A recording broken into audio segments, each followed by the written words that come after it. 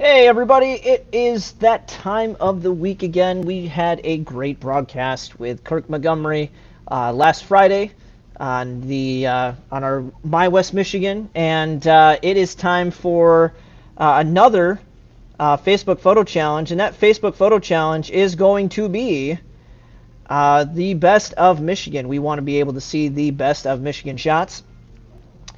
So right away, I like to do some tips and tricks on how to get started with the best of Michigan, how to some things to think of when you're shooting. So without further ado, we're going to kind of go through that right now. So we're going to review these guys next week on Monday, August 3rd. We're going to do the Best of Michigan review. If you guys are tuning in right now and you have the Best of West Michigan, we're going to be reviewing those tomorrow. So please make sure that you submit your images to photochallenge@camerashopmuskegon.com and to label those appropriately. Best of West Michigan, Best of Michigan. Remember, Best of West Michigan is tomorrow. Best of Michigan is next week on August 3rd. So Sandy is saying hi. Hello, other Sandy. It's always fun to be able to say other Sandy. We've got the write-up. So first off, I always say this week in and week out. It gets boring because it's kind of the same thing. But inspiration, as always, start with research. This is probably going to be the easiest part for you guys in your photographic journey. It's always really good to look at people's images. If you guys have tuned in during the review process, you can kind of see the value and how reviewing other people's images can influence and affect your work and how your mind works and perceives other people's images. Where when I'm reviewing your guys' work, I can tell you I can get really close to the month of when you shot a particular photo, close to the time of day in which you've shot it, and sometimes even some of the apertures and the editing techniques that you've used to bring your image to fruition. So that's something that is a testament to being able to look at images over time and openly critiquing those with individuals and learning more about how people are going about their photographic process is helping me break down the photographic process when we look and critique these images. So it's important to look at other people's work to gather inspiration. You can pay homage to somebody. You can have somebody who influences your work, influences your style, and that's okay. Those are good things. It's kind of hard to be avant-garde, which is kind of, to be brand new with photography. A lot has already been done. It's impossible to find something that's brand new that has not been done yet. But that's the idea, is to encourage you guys to bring us something new. So look and do your Google research. I like to use Michigan photography. I can easily go to that right now. We'll just Google this. We'll do Michigan photography. And so when we look, we've got all these great selections. I mean, we've got a lot of great thumbnails right here to begin with. We've got different categories: nature, winter, fall, landscape, lighthouse, scenery. I'm a fan of lighthouses. I'm going to click on that. I opened another tab, but it's not going to help. But look at all these beautiful images. We've got 152 best lighthouses on Pinterest. We got lighthouses in Ludington. We've got Frankfurt. It looks like South Haven or St. Joe. We've got Joe Braun, who's got Big Sable, Point Light. So we've got all these great shots of all these great Michigan lighthouses, and that's just one part of the best of West Michigan. We know that there's a ton of lighthouses on the well, there's like 120 some different lighthouses in Michigan, and in West Michigan alone, you've got a lot of choices. So I'm going to go back real quick, and I'll go to nature, because nature is a big thing. And these are all influential shots from Michigan. Now, I know this isn't the best of West Michigan. It's kind of hard when I did the research for the best of West Michigan photography. You get a lot of wedding photographers and portrait photographers, and that isn't necessarily going to be helpful. I think a lot of you guys have so far presented your landscape shots. So primarily, you guys are heavy-handed with the landscapes, and that's cool. That's fine. That's what you guys are. And these different searches will help you kind of formulate what you're going to present to your audience, or can help influence you on what's successful or what your peers are doing. That's mostly what this is for. Just because it's on Google doesn't mean it's the best photograph in the world. It just means that it has good search engine optimization. Like it's like one of the top things on the list to pick. So use that as a resource. There's a lot of great images out there. Look at some of the most successful West Michigan photographers. We got people like Todd Meritz. We got Mike Dixon. We got Jeremy Church. We got Joe Gee. You've got one of my favorites, the boys up north, Todd and Brad Reed. You've got a lot of great photographers out there, and you can see what they've done. Go ahead and look at what they've got, and I think you'll be pleasantly surprised by what you can create just as well as they can.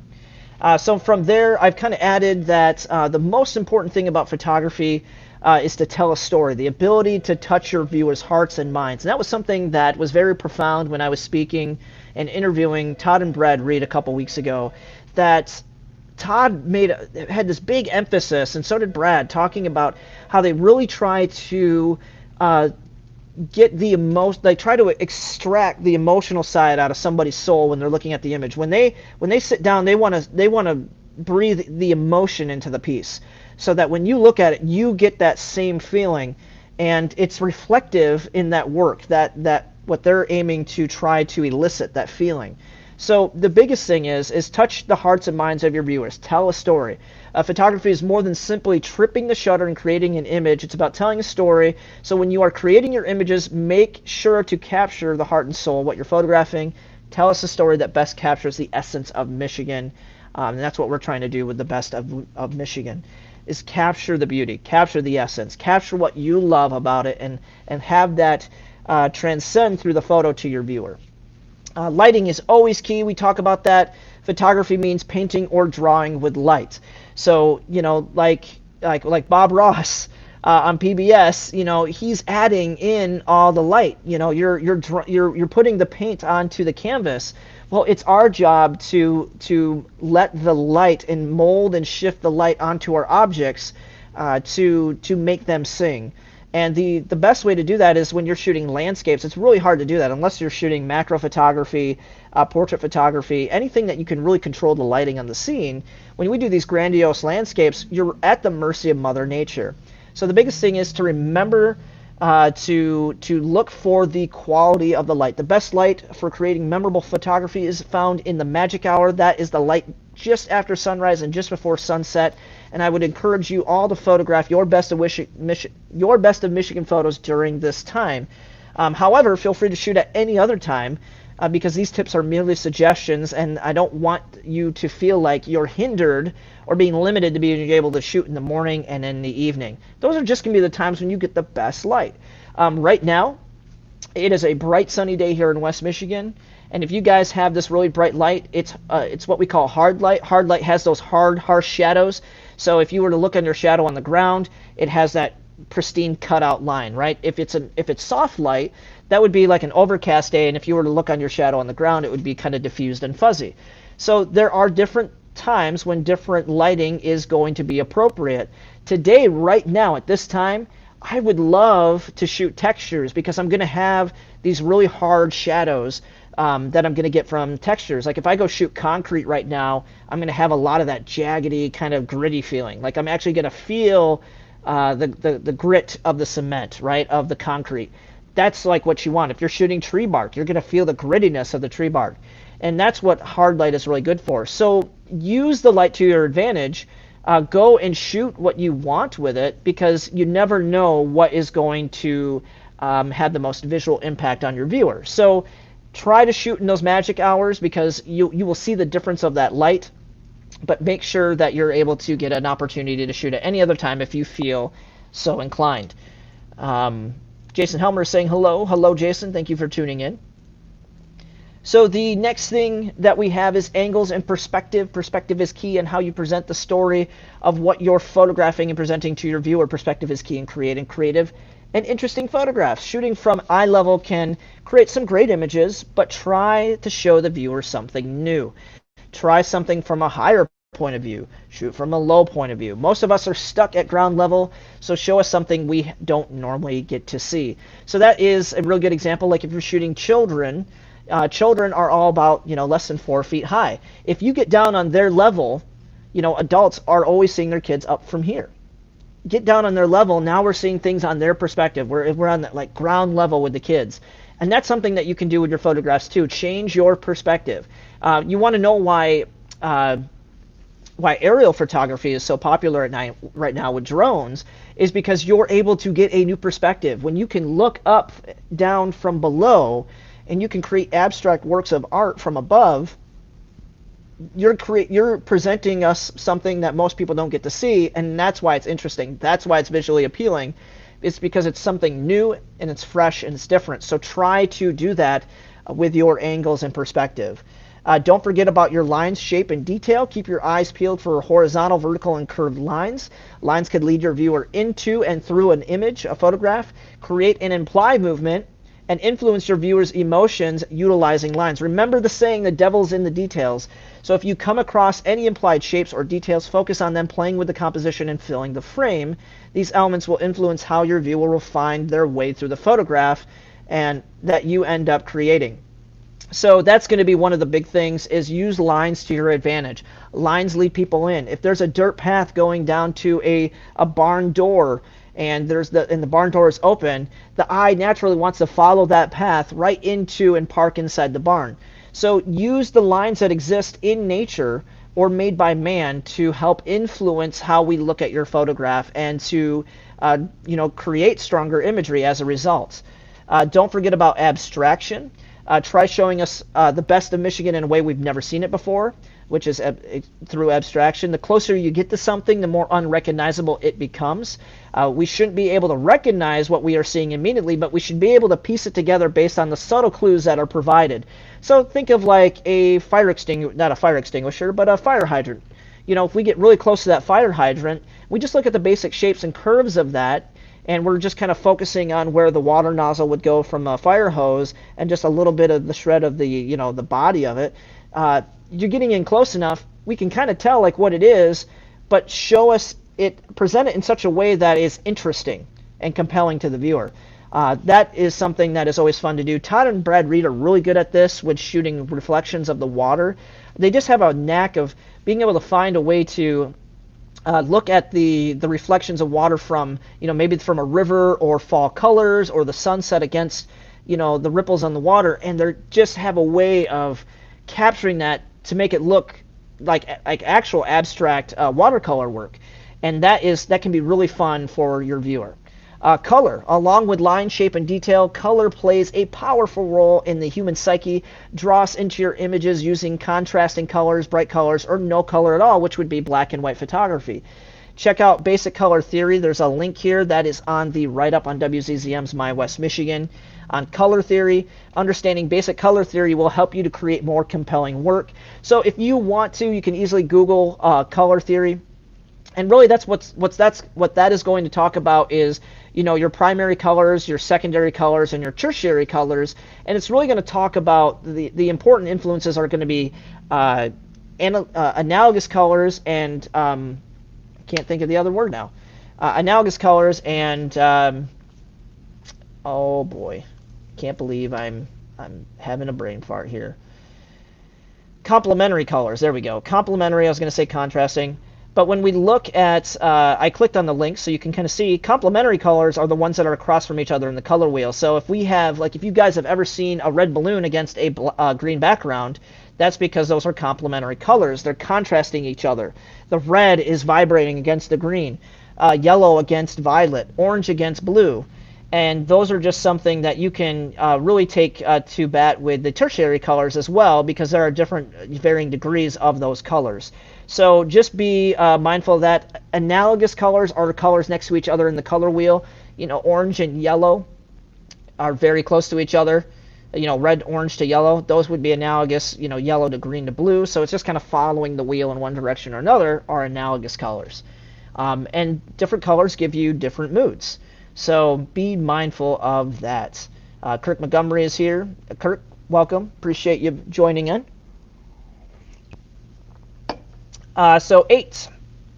8 is timing. So the decisive moment is a concept made popular by street photographer Henri Cartier-Bresson. If you guys don't know who that is, I highly encourage you to quickly check him out. The decisive moment refers to capturing an event that is spontaneous and is kind of happening right then and there, where the image represents the essence of the event itself. The best way to capture an object in the decisive moment is to first find a good background, wait for the subject to enter the frame at the right time, and then click the shutter. So one good example of the decisive moment would be kind of there's the lighthouse sitting in your sunset, the sun is going down, and maybe it's waiting for the boat to come right across the sunset to create the silhouette in front of the sunset. Or maybe the boat is right here and it's moving this way and the lighthouse is right here fixed, and you're waiting for the seagull to fly right over the middle of those two, and you trip the shutter right when the seagull's in the right place. That is the decisive moment. You're waiting for an object or something in your frame to occur. Like one of them would be someone rollerblading down a sidewalk, and you want them to, stop on the right side of the frame, and there's a lot of negative space this way. You see them coming, and right when they enter that frame and they're right there, that's when you snap the shutter. So the decisive moment and timing can be very important and intricate in telling your story. So make sure to be mindful of that. Getting to Susan is saying hello. Hello, Susan. Todd Merritz is throwing out the photo emoji. I don't know what that means, but maybe it means go shoot. Shoot, shoot, shoot. So shutter speed. Shutter speed allows us to express the passage of time or motion. When photographing things in motion, you have to make the decision whether you want to freeze that action, or if you want with a fast shutter speed, or slow it to allow the expression of motion to be blurred. You may require a tripod to accomplish these types of shots, especially with a slower shutter speed. And you can also try a technique called panning. Panning is a photographic technique that combines a slow shutter speed with camera motion to create a sense of speed around a moving object. It is a way to keep the subject in focus while blurring your background. So you're kind of creating this like warp speed. And I know Kirk Montgomery is going to appreciate this because he's a Star Trek fan. And for all you Star Trek fans out there, that warp speed effect, when you get the stars kind of cruising away in the background, that's panning. So if someone's on a bike and you follow them and you're following them with your camera, even though they may be going 10 miles an hour and you're only moving the camera slower than 10 miles an hour, you're actually kind of keeping things at the same speed. And when you can get that motion and hit that shutter, you're going to get this nice kind of blur in the background, and that actually creates a this implied movement that they're like cruising through the space, and that can be a lot of fun. Panning is something that I have not been able to master. It's something I really haven't tried, to be honest. It is really going to be best with cars, bikes, anything that's moving. But I would encourage you guys to mess around with that, because if you master that technique, you've got one more arrow in your quiver, as Todd and Brad Reed say, that you have as ammunition to help make and create better photographs. So the way that you can do that is, choose your target, set up your shutter speed around 1/60th of a second. Now move your body and the lens at the same pace at the moving object, keep the subject in focus, and hold down the camera trigger to continuously shoot frames as they move through the subject. Keep shooting through the entire rotation. And so that's a fun way of being able to capture a panning shot. So just remember that shutter speed will it's the expression of motion over time. And you have the ability to freeze that time or to express it with blur or motion. So bear that in mind. So some suggested equipment is to get the most out of your shots. I suggest that you guys shoot utilizing any variety of range of lenses, from wide-angle lenses, macro lenses, or telephoto lenses, even prime portrait lenses. The size and focal length of your lenses will differ and depend on the different camera systems that you own. Olympus will be different than Sony, than Nikon, and some of these other cameras, especially if you're using a crop sensor version of the camera or full frame, so be mindful of that. And if you need help with that, let me know. I can guide you in finding the right lens for the job. If you're having trouble deciding, which I just said, come see me. Shoot on a tripod. Shooting on a tripod will add stability to your shots and help in controlling distortion. And it'll also help you to be able to make minute adjustments and reduce camera shake from shooting handheld, so that you get the sharpest image possible. And try using a CPL filter, which means a circular polarizing filter. A CPL filter will help you reduce and remove unwanted reflections of objects that you're shooting, and even give you more color in your leaves during the fall, or even create the effect of bluer skies. Right now, I've got a lot of light coming off of our freshly paved, refinished blacktop out here on the parking lot. And if I take a circular polarizing to that parking lot, I can cut the reflection off of the parking lot so much so that it just looks like blacktop. Right now it looks bright white from the sun bouncing off of it. The same can be said about the water on Lake Michigan. So think of what your polarizing sunglasses do for you as a person, and just think of that as a resource on your camera. So that kind of wraps up the tips and tricks. Remember, that's the best of Michigan that we're going to be doing. And we want to be able to, we'll be reviewing those photos next week. Without further ado here, we'll just quickly look at some examples of some of the best of West Michigan that we have. And right away, we've got this really beautiful shot from Kirk Montgomery that was shot in December. I think it was like the Grand River or something like that. He said, I just love it. He shot it in the morning. You can tell that because of just the quality of the light. It's winter mornings always have kind of like this blue crisp hue to it, and this just embodies that cold feeling all around, that it's just kind of chilly out. We got the snow on the ground and on the trees. What I really love, and I didn't notice this when we reviewed this on television, is that we've got Canadian geese in the water right here, and I think that's a great little accent to this whole thing, as I just saw these leading lines kind of leading us back into the image, just like this wide berth, diagonal lines kind of going off into the background. And for the first time, I'm seeing these geese in the river, and it's just such a great little kind of like, extra, like the sprinkles on top of the sundae kind of thing, the cherry on top of the sundae. It's just really great. A lot of good, successful things happening with this photograph, and this is why it's important to shoot at those different times of day. If you get out before the sun even rises, you're going to get this really nice, even light on everything. So Kirk did a wonderful job with this. I also love this. Lens flares can be really tricky to work with. Sometimes they can take away from your photo. They can detract from that. But this stood out a lot to me, really because of the symbolism reason. I really love the flag and like what it stands for, and so there's a lot that draws me into that. And the flag is right there in the foreground. You got this really bright beaming light, and it's kind of flaring through the image.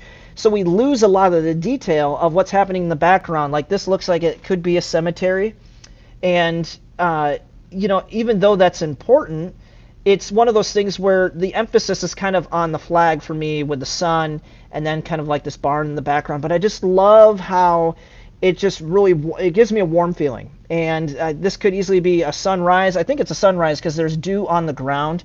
If it was a sunset, we wouldn't have the dew on the ground because it would have evaporated and been dry, unless it rained sometime earlier in the day and you got out there right after the rain and the sky was somehow clear.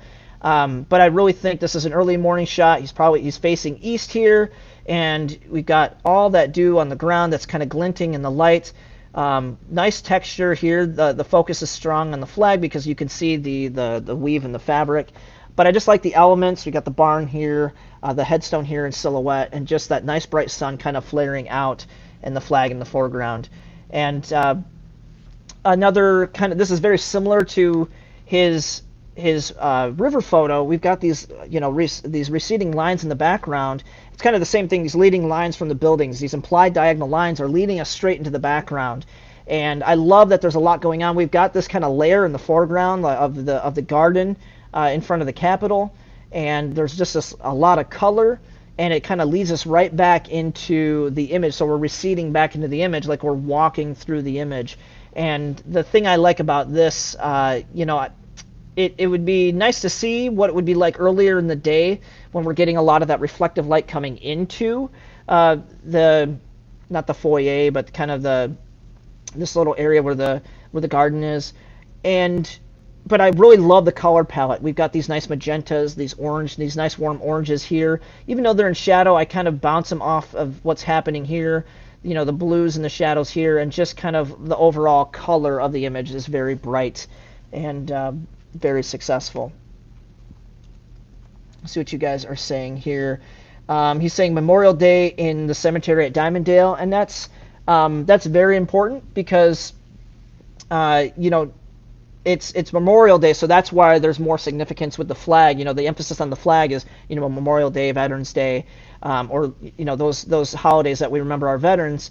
That's where that cool emphasis come from. So if we kind of posted that the day of Memorial Day, it would make sense to all of us why we're looking at that image, like why that connection is really important. And the other one is Spring in Lansing in 2018, so just recently. And Brian's kind of saying like about this one, love the drama and the slight sepia tone on this one here. So going kind of some of my work in West Michigan, this is a really cool barn out in Coopersville, kind of out in the off-beaten track. I actually just read an article on this particular area that it's kind of like one of the best untouched parks that most people don't know about. And this entire lot of land was donated by this family. And I can't remember the name of the park, but I shot this out at sunset. This was after sunset, so it's kind of like the twilight shot. This is actually kind of bluish orange sky over here. But the color was very detracting from the image, and so I changed it to black and white. It just adds more mood to it. You know, we've got a little bit of movement because we've got wispy clouds, and the top of the tree is moving, and you can see the clouds are wisping because of movement. But we've got nice sharp detail on the barn, so we're getting good focus here. But it's really more or less trying to just kind of set this moody overtone of the barn. I kind of think of, oh man, I can't think right now. Wizard of Oz, you know, good old Dorothy. It's kind of like the calm before the storm kind of thing. And I kind of go to that and kind of create that connection. This one is from the UP. I was up at Dead River Falls. There's like 5 different tiers to explore. This is just one of them. It's quite the hike, but it's really cool. I was shooting the waterfalls behind me and the different tiers, and then I looked back behind me, and again, Todd and Brad Reed talk about triangles and the power of triangles, and there's also, you know, with composition they talk a rule of thirds, but there's also the golden triangle, the rule of triangles with that, so that's something to look out for. But if we look at the implied triangles here, we've got one triangle here, we've got another triangle right here, and this is what they call the frame within a frame. I'm using this log across the river and the rock face here to frame the back of this image in. Even though we've got this information here, I'm kind of framing you in here. I'm like leading you in with the river here, looking at this triangle. So there's a lot of things compositionally that are working for this image. I don't know if there's stuff working emotionally for you, but I just like the composition. Actually, you know what I did? Oh, yeah, this is the best of Michigan. So this was up in the UP, up in Marquette. This is also Marquette at Press Park, which is a beautiful park. I shot this with my cell phone. This is the importance of that time of day. So this was in the morning. We should have gotten out much earlier. I tend to sleep in. I'm a bum.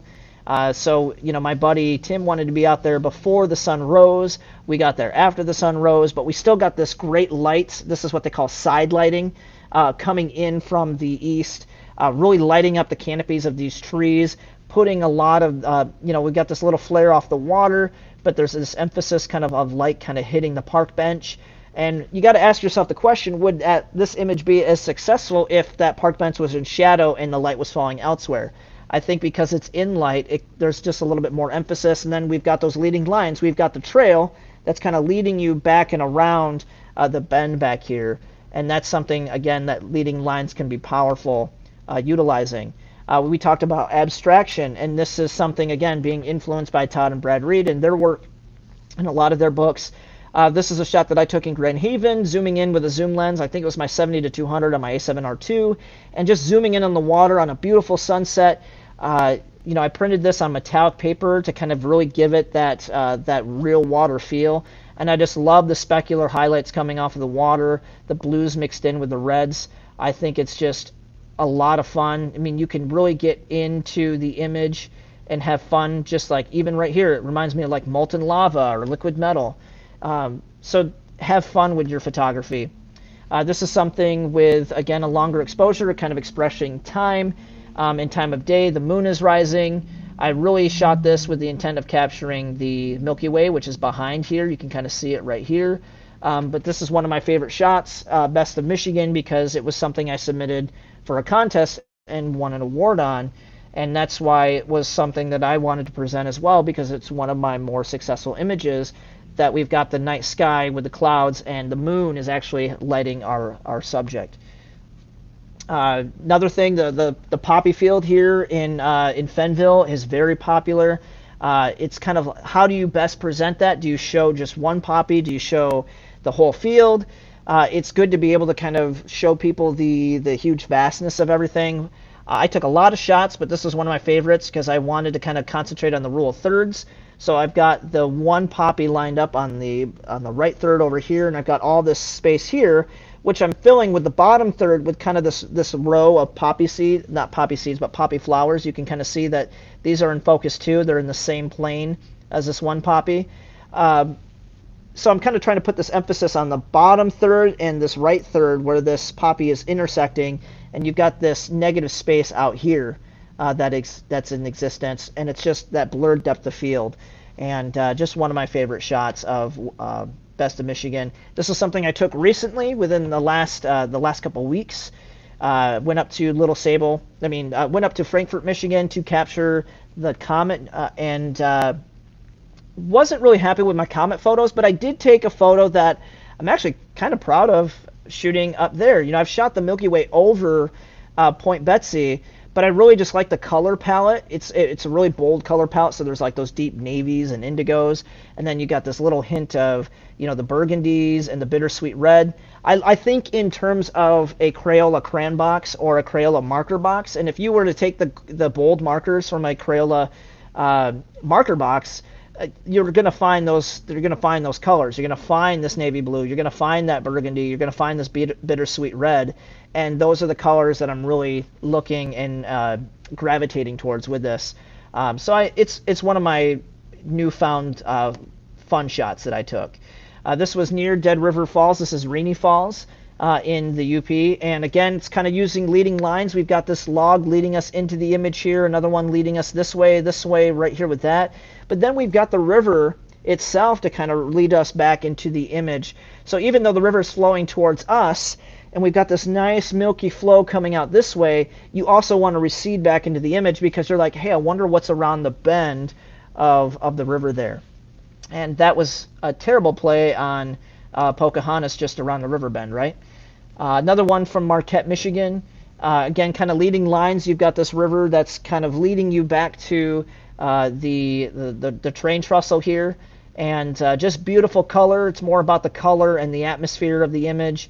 Again, you want to nail your focus, like where's your focus going to be. We've got some great detail from foreground to background with this, and just a fun shot. One of my favorites of Michigan so far that I've taken.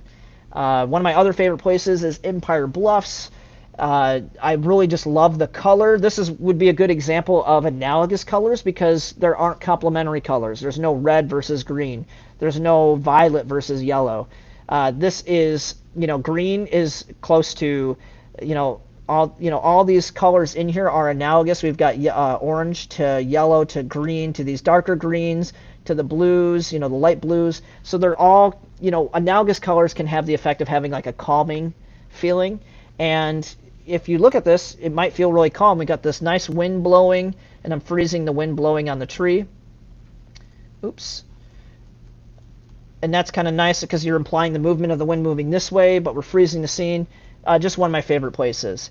And this was something that I did when I visited Green Bay. I went to Iron River, which if you go up towards Marinette, Michigan, through Wisconsin, and I don't know if it's Marinette, Wisconsin, but they have two cities that they're the twin cities. One is in Michigan and one is in Wisconsin, and they're like right next to each other. There's a river that divides them, and like once you pass that, you're in the UP. And this is just like an hour into the UP from the Wisconsin side by via access like north of Green Bay. And I forgot what falls this was, but it was really tiny, but they had this upper fall, and you can see that there's some falls in the back here, some falls in the foreground here, and I just love the curved line. So if we follow the curved line of the river coming down here on the right side, how it curves around and it flows right down past this big log in the foreground. So again, you're kind of leading people up and through the photo, utilizing the blur of the water, and that's where I'm having a lot of fun. Oh, you guys can't see my photos, and I've been talking about this forever. Hold on. I feel so dumb. Let's do this. Can you see now? Here, let's go back.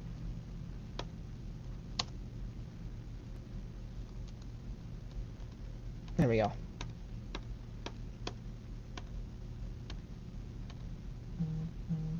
Maybe that's why I got all these messages on my phone. Maybe people were like, yo, Justin, you're screwing up hardcore.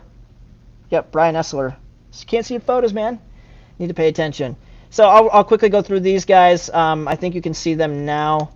There we go, Brian says. So that was the one I was talking about with the triangles from Dead River Falls. As you guys can see, I'll quickly pan through. This is the one with the light on Press Park, with the park bench and the morning lights. The emphasis on that and the leading lines going into the background. Abstracting the water. Again, the influence from Todd and Brad Reed, and just kind of looking at the reflections of water and trying to pull and extrapolate different colors, being mindful and consciously aware of those. One of my favorites of the night at Little Sable Point Light, with the moon lighting the object versus the sun and the moving clouds. The poppy fields, and I was talking about the rule of thirds and the negative space right here, and how these guys are all in the plane of focus down here at the bottom, so all the stuff in the bottom down here is in the same plane. My favorite shot of Frankfurt this year is just the Milky Way above and the different color palettes. Again, the navy blue with the burgundies, the bittersweet reds, the burnt umber browns. Those are something where I just love the color palette, and the Milky Way above. Rainy Falls and those leading lines, just the log leading you in here, and the two logs here, and then just being led in by the river. And I think we're catching up now. One of my favorites of Marquette. My favorite from Empire Bluffs. This was the one that I was talking about in Iron Mountain, Michigan. This is one of my favorites from West Michigan. Just kind of getting that right time of day, that magic hour. The sun is setting, high aperture like f8, f11. We just got these great clouds are being, the side lighting that's coming in. So it's very similar to the side lighting that I showed you at Press Park with the early sunrise. Well, now we're getting it in the evening, and you can see instead of yellow light, we've got a lot of this orange kind of look to the image right here, this nice orange highlight on the object, and we're getting that glint off the clouds. Even though we've got this nice golden sun, we're getting these nice ambers over to the right, and that is something that's why it's prudent to shoot during these times with the magic hour, especially this. You can see, it's good to go out just after a storm passes. I always encourage everyone, like, if you think that it's not going to open up after a storm goes through, you just go to the beach anyways, because that's when you'll get some of the best sunsets you'll ever see. We had a photo walk planned with Olympus. We went out there. It was raining when we were doing the workshop. It was done when we got done doing the presentation, and we went out to Cruzy Park just for the sake of maybe we can get some shots. There were only 4 of us. I said, you guys just wait. In about 5 to 10 minutes, this sky's going to open up, and you're going to see something that you've never seen before. And it was just lit the sky up. We got these nice, deep kind of blues and purples, and the pinks and the oranges and the red. And this is from the sunset mode in my Olympus camera. Haven't edited this. This is just straight out of the camera. And I love this image. It reminds me of that, raspberry sherbet when you got the blue sherbet and the red sherbet, and it's just kind of in the bowl together. That's what this reminds me of. Just one of my favorite moments. And we're right back with Kirk's images here at the beginning. So I think, did everyone see the other ones that I was talking about, or I'll just wait real quick if there's a response. Because Todd is saying that we only saw the first one of the canyon and then it didn't go back. So what did you guys see? I think you should be able to see everything. So that really does it for me. If there's any questions, guys, I'll kind of just hang tough real quick until 5:45 here.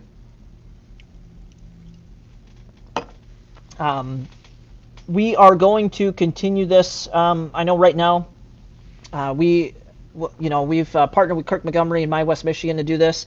Todd is saying we've seen them all now, so thanks for the heads up. Chuck is saying we got them all. So we're going to continue to do this. We're going to do this in a different manner. I think we're going to do this every 2 weeks. We may start integrating it with the photo meetup group just to get more discussion with you guys if you'd like to do that. If you have any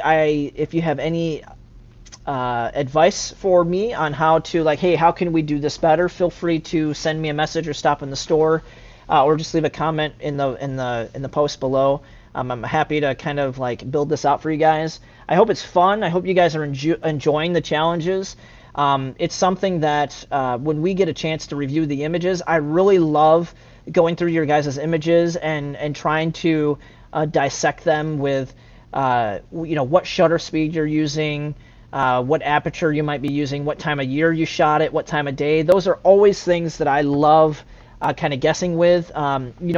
We looked at one of Chuck's images last week, and he gave us the opportunity and allowed us permission to kind of look at his image from color and put it into black and white, and to see how different editing techniques can kind of influence the way you look at your images.